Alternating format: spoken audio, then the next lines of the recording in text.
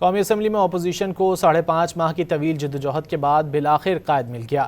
Speaker Ayaz Sadiq نے محمود اچکزئی کی بطور قائد حزب اختلاف تقرری کا نوٹیفیکیشن جاری کر دیا۔ بیرسٹر گوہر نے اس پیش رفت کا خیر مقدم کیا ہے۔ اب سینٹ میں بھی علامہ ناصر عباس کی اپوزیشن لیڈر تقرری جلد ہونے کا امکان ہے۔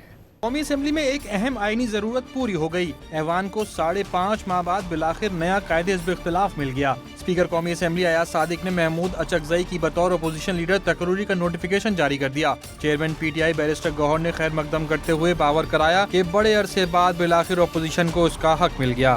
Leader of the opposition in the national assembly کی سیٹ 7 اگست سے آگے خالی تھی اور الحمدللہ فائنلی محمود خان اچکزئی صاحب کا نوٹیفیکیشن ہو گیا۔ یہ ایک بہت اچھا عمل ہے کہ یہ پروسیس آدھو یہ ہمارا ہی حق تھا اور یہ ہمارا حق ہمیں مل گیا بڑے عرصہ کے بعد۔ قومی اسمبلی میں اپوزیشن لیڈر کا عہدہ عمر ایوب کو 9 مئی کیسز میں سزائیں ملنے پر نااہل قرار دیے جانے کے بعد خالی ہوا تھا۔ پی ٹی آئی کی جانب سے بانی کی ہدایت پر محمود اچکزئی کو قائد حزب اختلاف نامزد کیا گیا، جس کی باضابطہ درخواست اکتوبر 2025 کو اسپیکر آفس میں جمع کرائی گئی تھی۔ قومی اسمبلی میں اس پیش رفت کے بعد سینٹ میں علامہ ناصر عباس کی قائد حزب اختلاف تقرری کے امکانات واضح ہو گئے ہیں۔